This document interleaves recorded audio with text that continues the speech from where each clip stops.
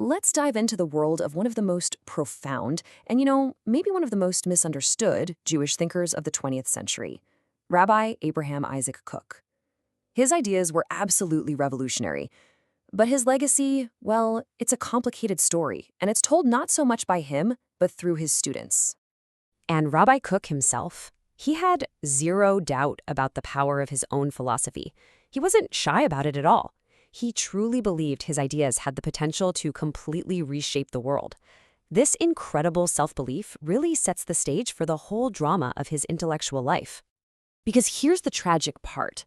For all his brilliance, for all his certainty that his ideas would change everything, he was almost completely alone.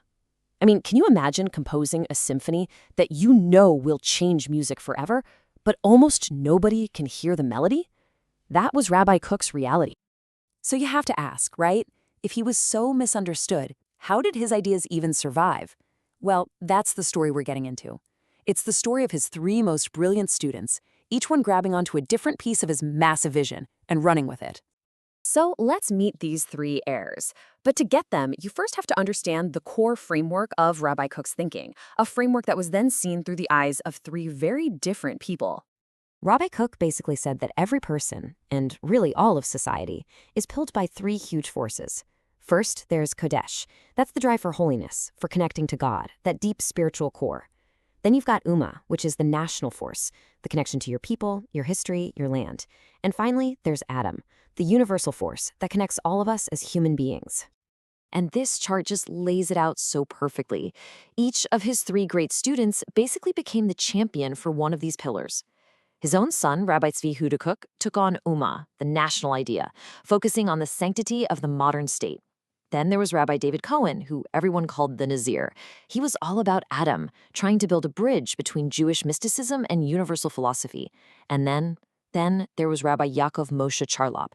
He dedicated his entire life to Kodesh, to the pure, undiluted world of holiness and Torah. And for this explainer, we're going to zoom in on Rabbi Charlap. So why him? Because in a lot of ways, he was the most unlikely disciple of them all. He came from a world that, you would think, should have completely rejected Rabbi Kook's radical vision. Okay, so let's step into his world for a minute. The world of the old Yeshuv of Jerusalem. To really feel the drama that's about to unfold, you have to get a sense of where this man came from. So, the old Yeshuv was this super traditional Jewish community in Jerusalem that was there way before modern Zionism showed up. We're talking about families with immense piety, who believed that redemption would only come through purely spiritual acts, prayer, study, waiting for a sign from God. They were really suspicious of these new, mostly secular Zionists who were, getting their hands dirty, farming and trying to build a state. Now, Rabbi Charlap was a giant in this world, a total heavyweight, so you can imagine the shockwaves when a man of his stature decided to become Rabbi Kook's student. It gave Rabbi Kook, this revolutionary who was engaging with secular culture, a kind of seal of approval, a legitimacy right in the heart of traditional Jerusalem that he might never have had otherwise. But this alliance, let's just say it was full of tension. This story says it all. When the Hebrew University was founded, Rabbi Kook saw it as a huge deal and insisted on speaking. But Rabbi Charlap, he didn't go. And when asked why, he basically said, "We Jerusalem rabbis, we move as a pack. Either we all go or none of us go." But here's the kicker. His own teacher, Rabbi Kook, did go. He went alone. I mean, that just perfectly captures the tightrope Charlap was walking between his old world and his teacher's new one. And on a really personal level, all this fame was just not part of the plan. When his mother, who was ill, heard that all of Jerusalem was celebrating her son's new position as a community rabbi, she just started to cry. She said, "I always prayed my Yaakov Moshe would be a hidden saint." For her, and for her whole world, real greatness was in humility, in being anonymous. But that just wasn't his destiny. And this all leads us to the core ideological battle, a struggle that wasn't just between two groups of people, but was happening right inside the soul of Rabbi Charlap himself. This is the struggle over the very meaning of redemption. So here's the fundamental disagreement. Rabbi Charlap, coming from where he did, was yearning for a miraculous redemption. Think the Exodus from Egypt. Poof, instant, divine. The laws of nature are just out the window. But Rabbi Kook was teaching a totally different vision, a natural redemption. A slow, gradual process, done in partnership with God, through the messy, physical, often secular work of building up the land. And man, you can just feel the ache in Rabbi Charlap's own words. In a letter he wrote to Rabbi Kook, he just poured his heart out, explaining how tough this idea of a slow, natural redemption was for him. His soul was crying out for something bigger, something beyond the gritty reality of politics and farming. He wanted a lightning bolt from heaven, not slow progress. Rabbi Kook's answer was basically that this final redemption had to be different. It couldn't be another Exodus. Why? Because this time, it wasn't just about saving the Jewish soul, but also the Jewish body and the land itself. And anything that involves the physical world, by definition, has to happen in a natural, gradual way. Kima kima, slowly, slowly. And this, right here, is what makes Rabbi Charlap's story so powerful. For him to accept his teacher's vision was a genuinely heroic act. It meant he had to embrace a philosophy that went against the deepest yearnings of his own spirit. That takes an incredible amount of intellectual and spiritual courage.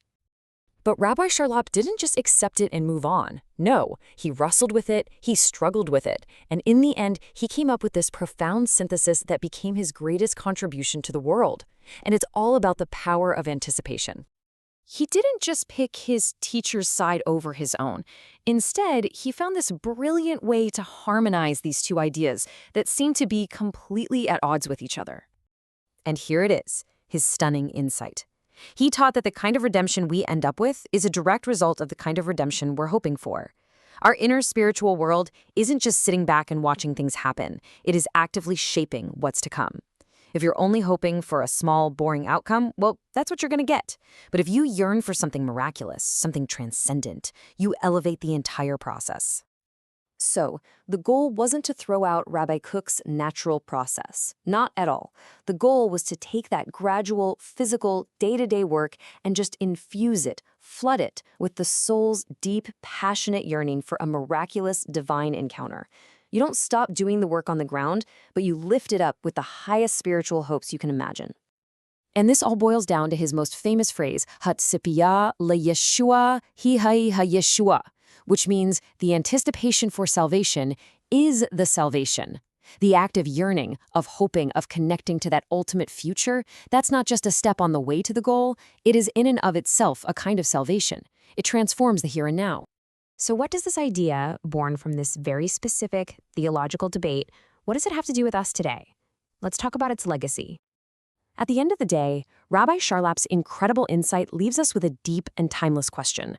It really challenges us to think about the power of our own expectations, not just in some grand national sense, but in our own lives. How much does the future we hope for actually create the future we end up living in?